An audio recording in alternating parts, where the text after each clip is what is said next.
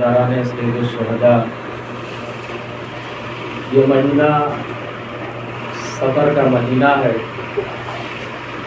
اور ہم اور آپ مسلسل محرم کی پہلی تاریخ سے بلکہ چاند رات سے ہی مجلسوں کا آغاز کر دیتے ہیں اور ساتھ ہی ساتھ یہ سلسلہ تقریباً 2 مہینہ 8 دن تک تو مسلسل جاری رہتا ہے۔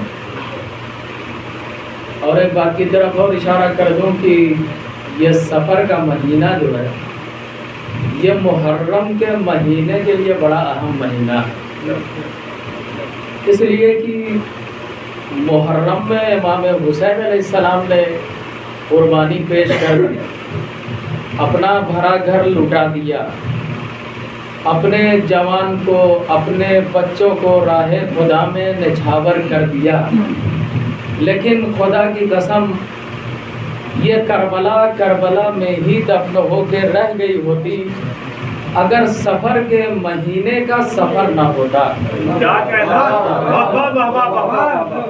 اگر سفر کے مہینے میں اہل حرم کا سفر نہ ہوتا تو کربلا میں ہی دفن ہو کر کے رہ گئی ہوتی۔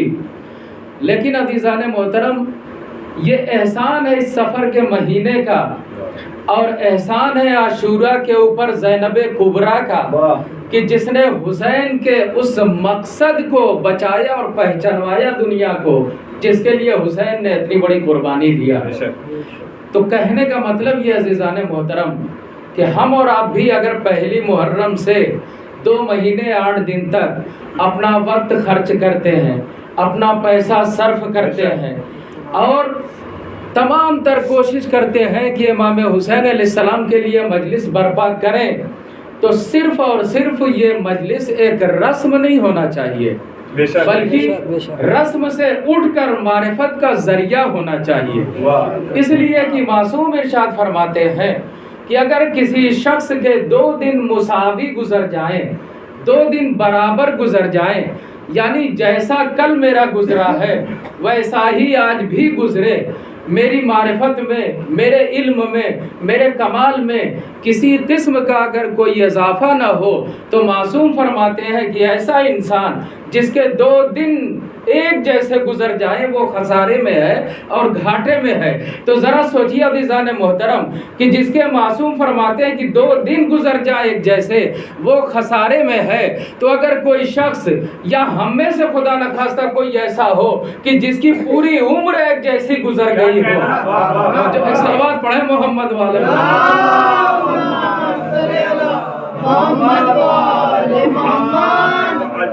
تو یہ مجلسیں برپا کرنے کے بعد عزاداران مظلوم کربلا ہمارے اندر حسین کی معرفت ہونا چاہیے، ہمارے اندر اہل بیت کی معرفت میں اضافہ ہونا چاہیے، اس لیے کہ حسین، اگر ہم حسین کو پہچاننا چاہیں تو حسین کو پہچاننے کا سب سے بڑا ذریعہ کیا ہے؟ تاریخ ہے۔ تاریخ کے ذریعے سے حسین کو انسان پہچان سکتا ہے، یا کسی بھی شخصیت کو پہچاننا ہو تو پہچاننے کا سب سے بڑا ذریعہ، دیکھیے مجھے چونکہ میں یہاں پر آیا دیکھا کہ کچھ مومنین اکٹھے ہو کے مجلس کر رہے ہیں، تو میں نے اصلاً کوئی خطابت کرنے یا ذاکری کرنے کا کوئی موڈ نہیں بنایا ہے، بس چند باتوں کی طرف اشارہ کرنا چاہتا ہوں۔ عزیزان محترم، حسین کو یا کسی بھی شخصیت کو اگر پہچاننا ہو تو سب سے بڑی چیز جو ہمارے سامنے آتی ہے وہ تاریخ ہے۔ تاریخ کے ذریعے سے کسی بھی انسان کی شخصیت کو پہچانا جاتا ہے، لیکن عزیزان محترم اگر ہم حسین کو تاریخ سے پہچاننا چاہیں تو حسین کی معرفت کما حقہ حاصل نہیں ہو سکتی۔ کیوں؟ اس لیے کہ تاریخ اگر حسین کی معرفت کراتی ہے تو تاریخ حسین کو 57 سال میں محدود کر کے رکھ دیتی ہے۔ کیا کہنا، واہ! توجہ چاہوں گا عزیزان محترم، تاریخ حسین کو 57 سال کے اندر محدود کر کے رکھ دیتی ہے۔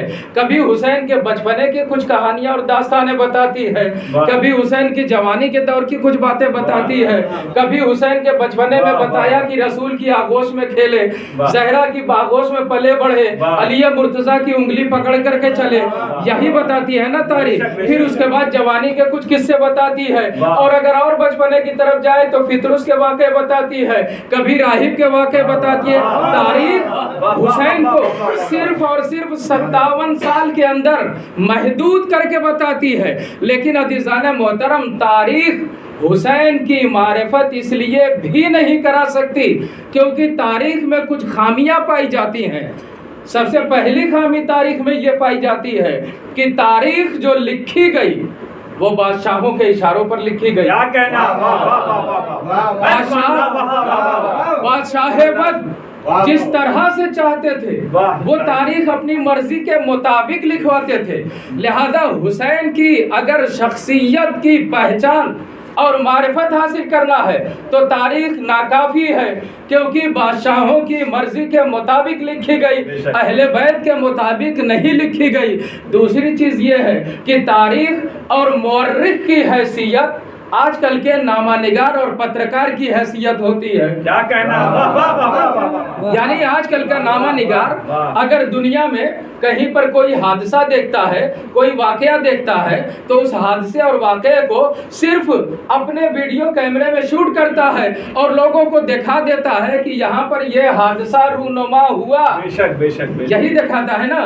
لیکن یہ پترکار اور یہ نامہ نگار اس حادثے کو دکھا دیتا ہے کہ یہاں پر یہ واقعہ رونما ہوا، لیکن کبھی بھی یہ نہیں بتاتا کہ یہ واقعہ کیوں ہوا، اس کے پیچھے کی وجہ کیا تھی وہ کبھی نہیں بتاتا۔ تو اسی طریقے سے مورخ بھی جب کسی جنگ کو تحریر کرتا ہے، جب کسی واقعے کو قلم بند کرتا ہے، تو وہ صرف یہ دکھاتا ہے کہ کربلا میں جنگ ہوئی، حسین اور اصحاب حسین مارے گئے، 3 دن کے بھوکوں پیاسے تھے، لیکن کیوں یہ جنگ ہوئی کسی مورخ نے نہیں لکھا۔ تو عزیزان محترم، کہنے کا مطلب یہ ہے کہ اگر حسین کو کوئی تاریخ سے پہچاننا چاہے، حسین کی معرفت تاریخ سے حاصل کرنا چاہے، تو کسی قیمت پر حسین کی کما حقہ معرفت حاصل نہیں ہو سکتی۔ لہذا اگر حسین کی معرفت حاصل کرنا ہے تو یا تو خود حسین کے جملوں سے حسین کو پہچانو، یا حسین کے جملوں سے پہچانو، یا اہل بیت کی حدیثوں سے حسین کو پہچانو۔ عزیزان محترم، یہی وجہ تھی کہ چونکہ معصومین جانتے تھے کہ ایک وقت آئے گا جب تاریخوں میں تحریف کر دی جائے گی، تاریخوں کو بدل کر کے رکھ دیا جائے گا، صرف تاریخیں ہی نہیں بلکہ حدیثوں میں بھی بدلاؤ کر دیا جائے گا۔ لہٰذا امامان معصوم نے کچھ ایسے وسیلے فراہم کیے کہ جب ان وسیلوں کے ذریعے سے آپ حسین کی معرفت حاصل کرنا چاہیں گے تو آپ کو حسین صرف 57 سال تک محدود نظر نہیں آئیں گے۔ وہ وسیلے کون سے ہیں؟ وہ وسیلے کچھ اور نہیں ہے بلکہ امام معصوم کی زیارت ہے، جسے کبھی 7ویں امام نے پڑھا، کبھی 10ویں امام نے پڑھا، کبھی 10ویں امام نے پڑھا، اور ان زیارتوں میں وہ حقائق بیان کیے کہ جن کی حد تک تاریخ تو کیا، تاریخ لکھنے والے تو کیا، کسی بھی بادشاہ میں اتنی جرأت نہیں کہ اس حد کمال تک پہنچ جائیں جس منزل اور مقام کو امام معصوم نے زیارتوں میں بیان کر دیا۔ اسی لیے میں کہتا ہوں یہاں پر آ کر کے کہ اگر حسین کو تاریخ سے پہچاننا چاہو گے تو صرف اور صرف 57 سال میں محدود نظر آئے گے، لیکن اگر اسی حسین کو جب زیارتوں کے ذریعے سے، معصوم کے کلام کے ذریعے سے پہچاننا چاہو گے تو پھر حسین ولادت سے پہلے بھی نظر آئیں گے اور شہادت کے بعد بھی نظر آئیں گے۔ یہی وجہ عزیزان محترم کہ جب امام معصوم نے فرمایا السلام علیکہ یا وارث آدم صفوت اللہ، السلام علیکہ یا وارث نبی اللہ، عزیزان محترم امام معصوم نے بتا دیا کہ یہ حسین صرف 57 سال تک محدود نہیں ہے بلکہ یہ حسین آدم سے پہلے بھی تھے، نوح کے زمانے میں بھی تھے۔ اسی لیے حسین آدم کے وارث ہیں، نوح کے وارث ہیں، موسیٰ کے وارث ہیں۔ ایک صلوات پڑھیں محمد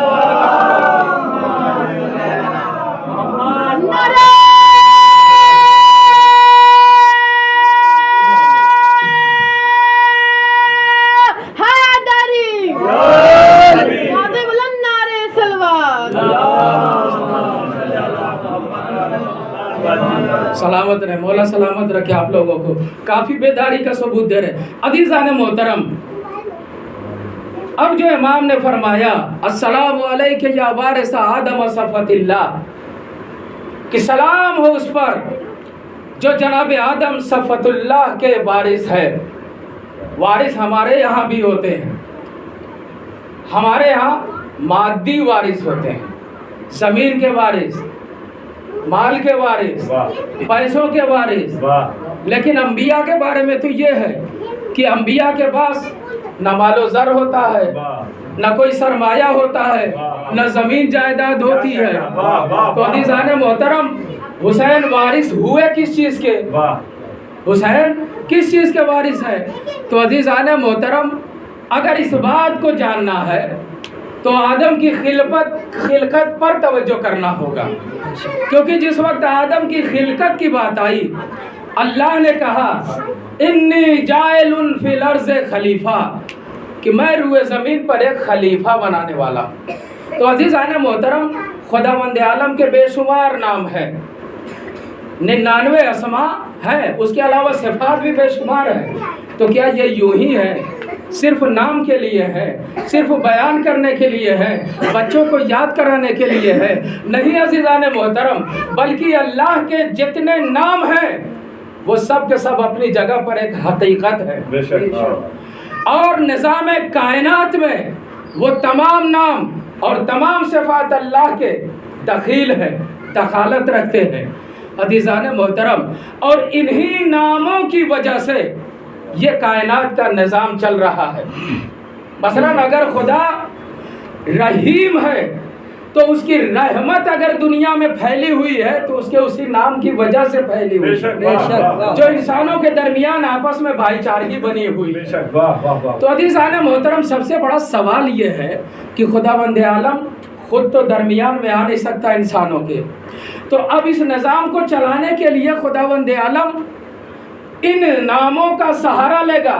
تو ظاہر سی بات ہے کہ جب ان ناموں کا سہارا لے گا، ایک ہی مثال کو ذہن میں رکھے کہ اگر خداوند عالم کو اپنی رحمت دکھانی ہو تو اس رحمت کو کہیں جلوہ گر کرنے کے لیے ایک جگہ کی ضرورت پڑے گی۔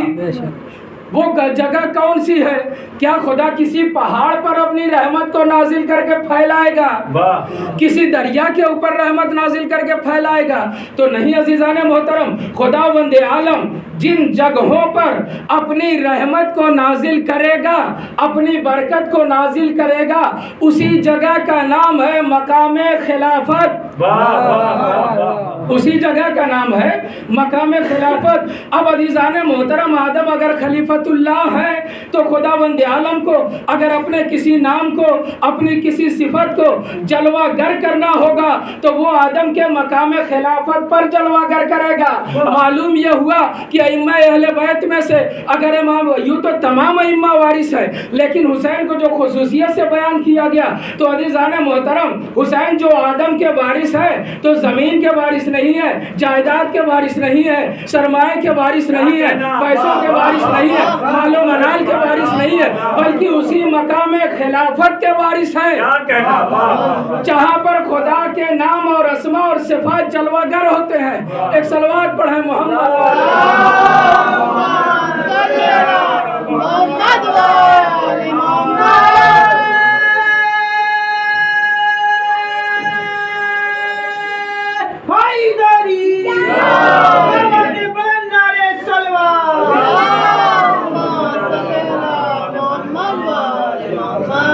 اب عزیزان محترم، جب یہاں تک بات آ گئی ہے، اب یہیں سے چھوڑوں گا، پھر اسی بات کو آخر میں ملاؤں گا انشاءاللہ مجلس کے۔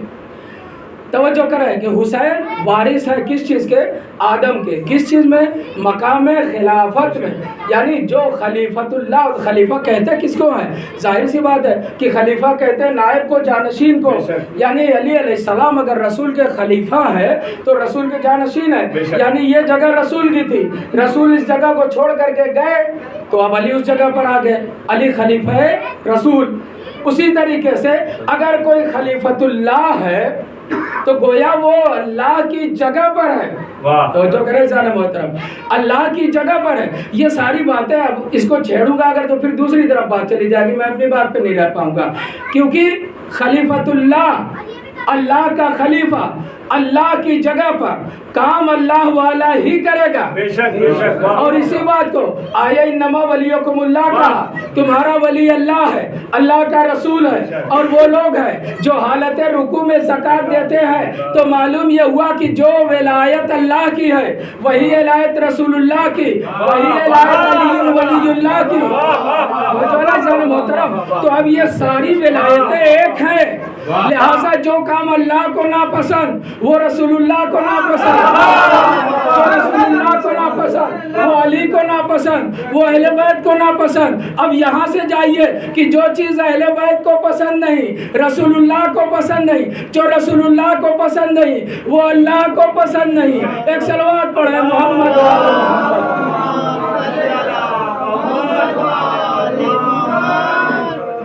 عزیزان محترم, مجلس کے شروع میں نے امام حسین علیہ السلام کے کلام کو سرنامہ سخن قرار دیا, لیکن تمہید میں ہی بات آگے بڑھ گئی.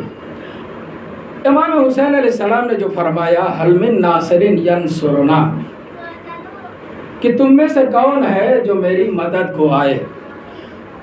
اسی ضمن میں جان محترم سوچ رہا ہوں کہ دو چار باتیں بڑی سنجیدہ باتیں آپ حضرات کے گوش گزار کر دیں. یوں تو واقعہ کربلا اگر زمانے اور مکان کے اعتبار سے دیکھا جائے تو ایک محدود زمانے میں اور ایک معین جگہ پر اور مکان پر واقع ہوا. زمانے کے اعتبار سے 10 محرم سن 61 ہجری کو امام حسین علیہ السلام کی شہادت واقع ہوئی, اور مکان کے اعتبار سے کربلا معلیٰ میں جو عراق کا ایک چھوٹا سا حصہ ہے, تو دونوں اعتبار سے یہ محدود. لیکن عزیزان محترم 14 صدیاں گزر گئی اور تاریخ شاہد ہے کہ حسین کا قیام اگرچہ زمانے کے اعتبار سے بھی محدود تھا, مکان کے اعتبار سے بھی محدود تھا, لیکن زمانے اور مکان کی محدودیت نے حسین کی محبوبیت کو محدود نہیں کیا, بلکہ 1400 سال گزرنے کے بعد بھی حسین پوری دنیا پر چھائے ہوئے. عزیزان محترم, ایک واقعہ یاد آتا ہے.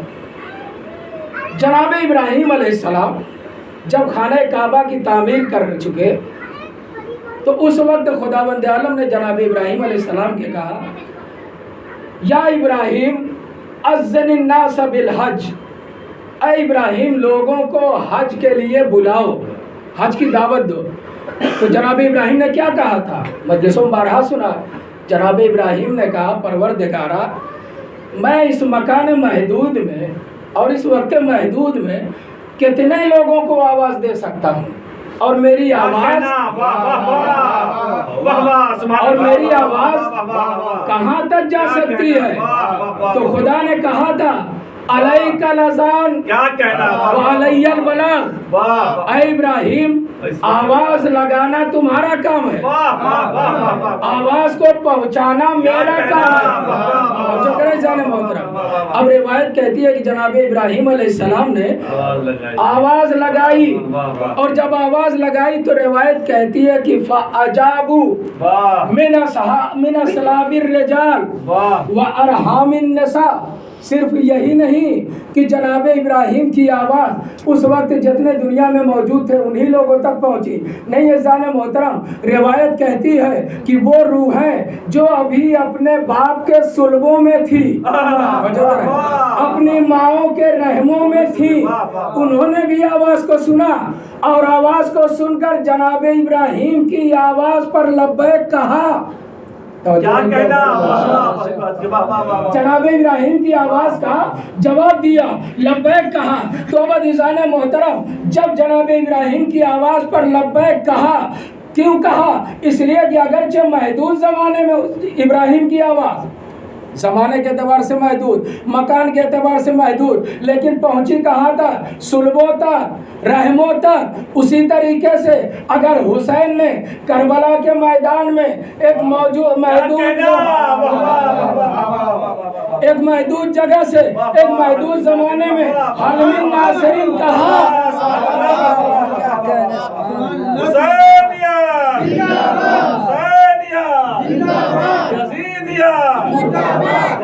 دیا نعرہ حیدری بلند نعرہ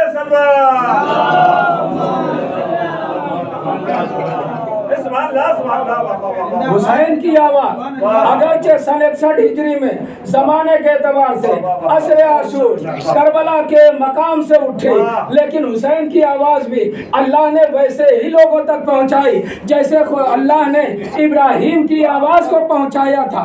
یعنی حسین کی آواز کو بھی باپ کے صلبوں میں سنا روحوں نے، ماں کے رحموں میں سنا روحوں نے۔ اب روایت اور آگے پڑھوں، جناب ابراہیم کی آواز پر روایت کہتی ہے کہ جن روحوں نے لبیک کہا اور جناب ابراہیم کی آواز کا جواب دیا تھا، جب وہی روحیں دنیا میں آئیں تو ان روحوں کو دنیا میں آ کر کے حج نصیب ہوتا ہے۔ کیا کہنا، اور جن روحوں نے جناب ابراہیم کی آواز سنا لیکن کوئی جواب نہیں دیا، انہیں حج میسر نہیں ہوتا۔ یہ روایت کے جملے ہیں۔ تو عزیزان محترم، اگر جناب ابراہیم کی آواز پر لبیک کہنے والی روحوں کو حج نصیب ہوا اور جنہوں نے لبیک نہیں کہا انہیں حج میسر نہیں ہوتا، تو مجھے کہنے دیجئے کہ ویسے ہی حسین کی آواز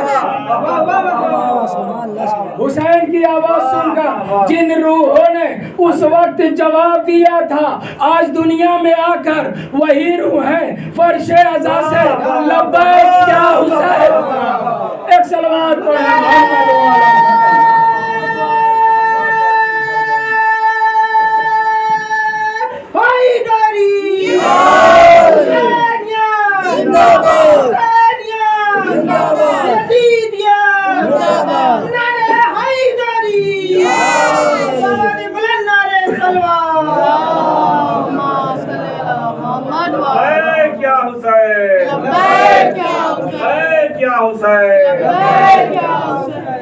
عزیزان محترم، ہم اور آپ چھوٹے تھے، اسکولوں میں مدرسوں میں جاتے تھے تو یہ جو اٹینڈنس ہوتی تھی تو کیا کہتے تھے؟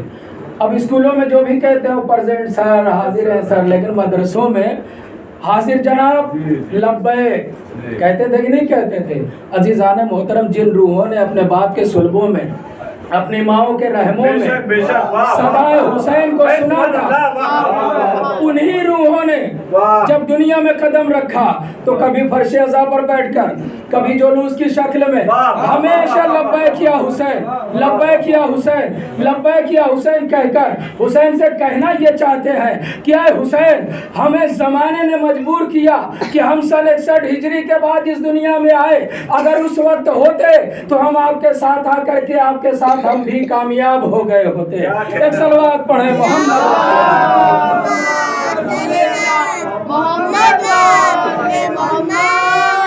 اب عزیزان محترم، ایک سوال یہ پیدا ہوتا ہے کہ امام حسین علیہ السلام نے جو صدائے حل من بلند کیا، حل من ناصر ینصرنا، تو کیا واقعاً حسین کو مدد کی ضرورت تھی؟ یہاں سے بڑی سنجیدہ گفتگو کروں گا، چاہے واہ واہ کریں نہ کریں، لیکن شاید آپ کے لیے ایک نئی بات ہو۔ ایک صلوات پڑھیے دوسروں کو۔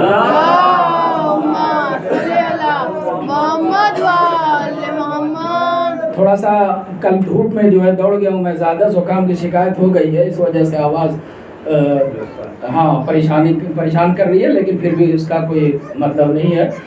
عزیزان محترم، امام حسین علیہ السلام نے عصر عاشور کہا، حل من ناصر ینصرنا۔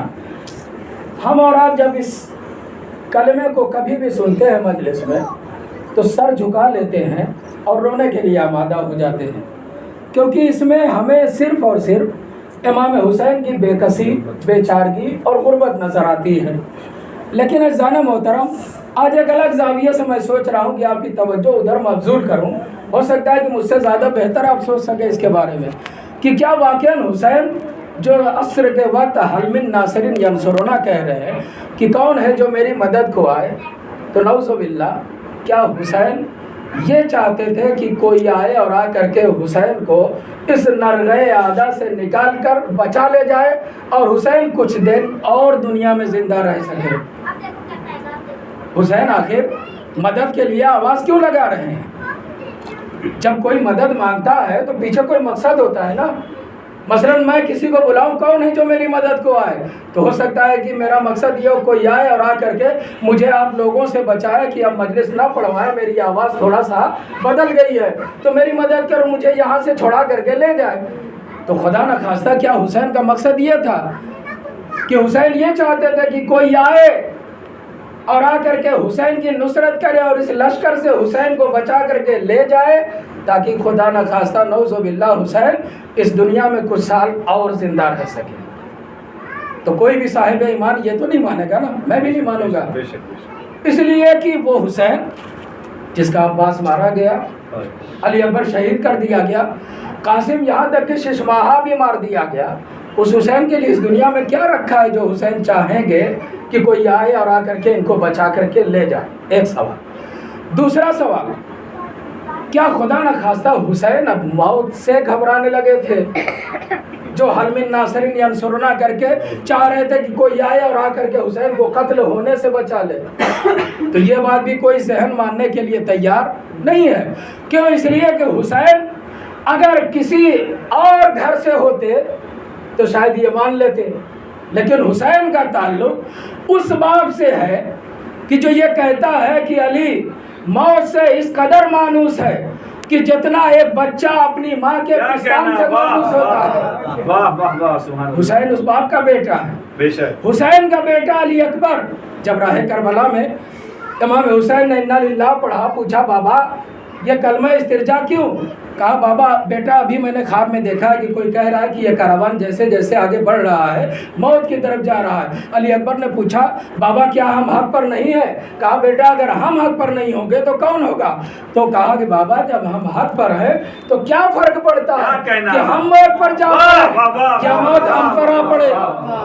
تو حسین کا بیٹا بھی ایسا، بھتیجا کیف الموت عندک، تمہارے نزدیک موت کیسی ہے؟ کال موت و اندی احلا من العسل، میرے نزدیک موت شہد سے زیادہ شیرین ہے۔ قاسم کا جواب، یعنی یہ گھرانہ وہ ہے۔ امام سجاد نے کہا عادتنا القتل، ہماری تو عادت ہے قتل ہونا، کیا کہنا، وکرامتنا الشہادت، اور ہماری کرامت اور بزرگی یہی ہے کہ ہم راہ خدا میں شہید ہو جائیں۔ تو عزیزان محترم یہ حسین کا گھرانہ ہے، تو وہ حسین موت سے کب گھبرائے گا؟ لہذا معلوم یہ ہوا کہ حسین موت سے بھی نہیں ڈر رہے تھے۔ تو پھر آخر حسین نے حل من ناصرین ینصرنا کیوں کہا؟ ایک صلوات پڑھیں محمد والے۔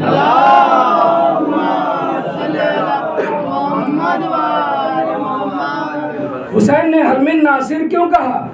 حسین نے مدد کس لیے مانگا؟ کیوں مانگا؟ نہ حسین موت سے گھبرا رہے ہیں، نہ حسین مزید دنیا میں زندہ رہنا چاہ رہے ہیں۔ تو عزیزان محترم ہم اور آپ جب بھی تاریخ کربلا کو پڑھتے ہیں تو صرف ایک زاویہ سے پڑھتے ہیں۔ شہید مطہری صاحب لکھتے ہیں اپنی کتاب میں حماسِ حسینی میں، وہ لکھتے ہیں کہ تاریخ کربلا کے 2 صفحے ہیں، 2 پیج ہیں۔ ایک پیج پر جب نظر کریں گے تو وہاں پر آپ کو صرف ظلم دکھائی دے گا، بربریت دکھائی دے گی، بے کسی دکھائی دے گی، غربت دکھائی دے گی، لاوارثی دکھائی دے گی، بے چادری دکھائی دے گی، تماچے دکھائیں گے دیں گے، نوحے دکھائی دیں گے، مرثیے دکھائی دیں گے۔ یعنی کربلا کا ایک صفحہ صرف مظلومیت سے بھرا ہے، اور کربلا کا دوسرا پیج، دوسرا صفحہ جب اس پر نظر کرتے ہیں تو وہاں پر عباس کی شجاعت نظر آتی ہے، اکبر کی بہادری نظر آتی ہے، علی اصغر کا ظلم کے خلاف ہنسنا نظر آتا ہے، حسین کا جنگ کرنا نظر آتا ہے۔ توجہ ہے نا عزیزان محترم؟ تو یہ تاریخ کی حقیقت ہے، یہ عزیزان محترم تاریخ کربلا کی حقیقت ہے۔ تو حسین کا یہ حل من ناصرین کا جو جملہ ہے نا عزیزان محترم، اس کو بھی ہم جب ایک زاویے سے دیکھتے ہیں تو صرف لگتا ہے کہ حسین مظلوم ہے، حسین غریب ہے، حسین کو مدد کی ضرورت ہے۔ لیکن جب دوسرے زاویے سے دیکھیں گے تو آپ سمجھ جائیں گے کہ حسین کو مدد کی ضرورت اس وقت نہیں تھی۔ ایک صلوات پڑھیں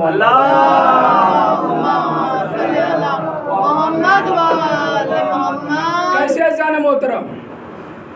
اس لیے کہ امام حسین علیہ السلام جو کہہ رہے ہیں حل من ناصرین ینصرنا، تو اس کا مطلب یہ ہو سکتا ہے کہ امام علی علیہ السلام کا ایک جملہ ہے، مدرسوں میں جب ہمیں پڑھایا جاتا ہے تو علماء اخلاق ہمیں ایک حدیث سناتے ہیں اور کہتے ہیں کہ مولا کائنات نے فرمایا من علمنی حرفا فسیرنی عبدا، کہ جس نے مجھ علی کو ایک حرف سکھایا، ایک حرف پڑھایا، اس نے اپنا غلام بنا لیا۔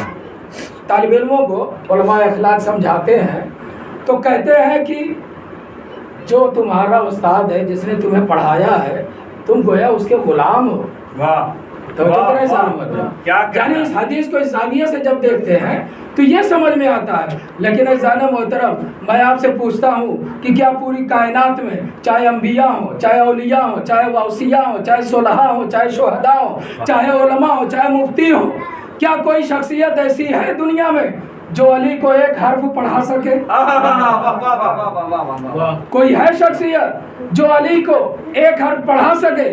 تو معلوم یہ ہوا کہ کوئی ایسا نہیں ہے جو علی کو ایک حرف پڑھا سکے۔ تو جب علی کو ایک حرف پڑھا نہیں سکتا کوئی، تو علی کو اپنا غلام بھی نہیں بنا سکتا۔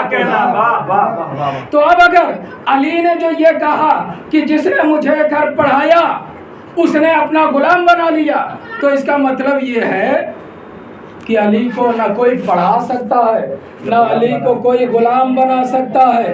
علی یہ چیلنج کر رہے ہیں لوگوں کو، اس میں معنی چیلنج کا ہے۔ علی کہنا چاہ رہے ہیں کہ میں چیلنج کر رہا ہوں کہ تم میں سے کوئی ہے تو آ کر کے علی کو ایک لفظ پڑھا کر اپنا غلام بنا لے۔ کیا کہنا؟ تو معلوم یہ ہوا کہ علی نے چیلنج کیا ہے، اور کائنات جب تک رہے گی کوئی اس چیلنج کو پورا نہیں کر سکتا۔ ویسے ہی حسین نے کربلا کے میدان میں جو مدد مانگا ہے، ایک معنی اس کا یہ ہو سکتا ہے کہ حسین مدد مانگ نہیں رہے ہیں، حسین یہ نہیں چاہ رہے کہ کوئی آئے حسین کو بچائے، بلکہ حسین نے یہ چیلنج کیا ہے 30,000 کے لشکر کے سامنے کہ دیکھو تم میں اتنی صلاحیت نہیں ہے کہ تم حسین کی مدد کر سکو۔ ایک صلوات پڑھیں محمد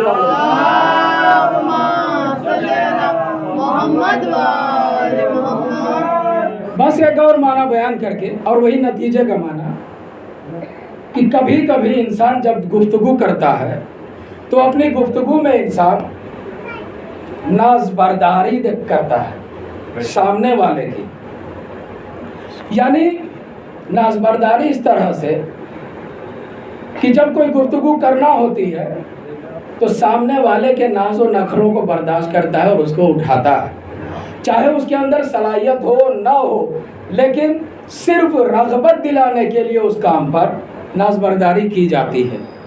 مثال کے طور پر یہاں پر جو حسین مدد مانگ رہے ہیں، در حقیقت حسین کا لہجہ ناز برداری والا لہجہ ہے۔ حسین کو مدد کی ضرورت نہیں ہے، بلکہ حسین مدد مانگنے کے ذریعے سے، حسین مدد مانگنے کے بہانے سے حسین ہماری مدد کرنا چاہ رہا ہے۔ اور یہ میں اپنی طرف سے نہیں کہہ رہا، بلکہ قرآن سے اس کے ثبوت پیش کر رہا ہوں۔ خداوند عالم نے کہا من ذا الذی یقرض اللہ قرضا حسنا، تم میں سے کون ہے جو اللہ کو قرض دے گا؟ بھائی اللہ جس کا دیا ہوا سب کچھ ہے، وہ چاہے تو کہہ سکتا ہے کہ جو میں نے تمہیں دیا ہے وہ مجھے دو میرا، لیکن وہ یہ نہیں کہہ رہا ہے کہ میرا مجھے دو، بلکہ کہہ رہا ہے کہ تم میں سے کون ہے جو اللہ کو قرض دے گا۔ اسی کو کہتے ہیں ناز برداری، یعنی سامنے والے کا دل بھی رکھ رہا ہے۔ اچھا اب اللہ کو قرض کی ضرورت ہے؟ نہیں ہے نا جان محترم، اللہ کو قرض کی کیا ضرورت؟ کہیں اس نے کوئی بزنس یا تجارت تو کھول نہیں رکھا ہے کہ وہاں پر کسی سے قرض لے کر کے لے جا کے ڈپازٹ کرے گا، پھر بعد میں بینیفٹ ملے گا تو اس کا قرض ادا کر دے گا اور پھر اپنے بزنس کو آگے بڑھائے گا۔ بھائی اس کے قبضہ قدرت میں تو سب کچھ ہے اور اسی کا دیا ہوا سب کچھ ہے۔ اب خدا کہہ رہا ہے کہ تم میں سے کون ہے جو مجھے قرض دے گا۔ اچھا پھر ایک جگہ کہا ان تنصروا اللہ ینصرکم، کہ اگر تم اللہ کی مدد کرو گے تو اللہ تمہاری مدد کرے گا۔ بھائی اللہ کو مدد کی ضرورت ہے، اس کو کسی کی مدد کی ضرورت نہیں ہے۔ تو عزیزان محترم جس طرح سے اللہ نے ناز برداری کا لہجہ اپنایا، یعنی اپنے بندوں کے سامنے قرض مانگ کر کے بندوں کے درمیان ایک اچھی سنت قائم کرنا چاہا۔ اللہ نے کہا مطلب یہ نہیں ہے کہ خدا قرض مانگ رہا ہے، اپنے لیے مانگ رہا ہے، نہیں، بلکہ خدا بتانا یہ چاہ رہا ہے کہ میرے بندوں کو اگر تمہارے درمیان سے کسی کو کبھی کوئی ضرورت آ پڑے تو تم یہ سمجھ کر کے اسے قرض دو کہ میں اللہ کو قرض دے رہا ہوں۔ تو جنازان محترم، تو اللہ نے بندوں کی ناز برداری کیا، کہا یہ سمجھ کر کے قرض دو کہ میں اللہ کو قرض دے رہا ہوں۔ اب عزیزان محترم بندوں کے درمیان ایک اچھی سنت قائم ہو جائے گی، اس لیے اللہ نے جو بندوں کی ضرورت تھی اسے اپنی ضرورت بنا کر کے پیش کیا۔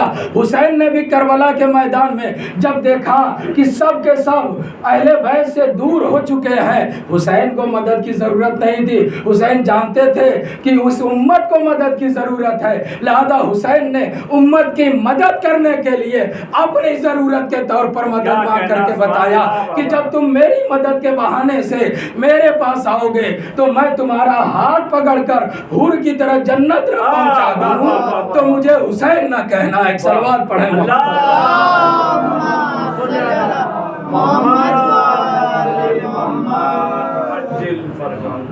ایک اور صلوات پڑھ دیجیے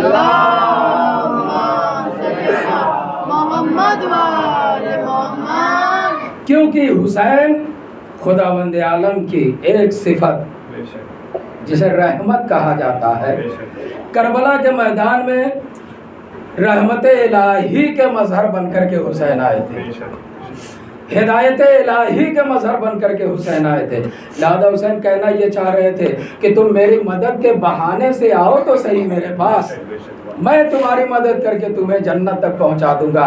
عزیزان محترم باتیں اور بھی تھیں لیکن بات کو ختم کرتا ہوں۔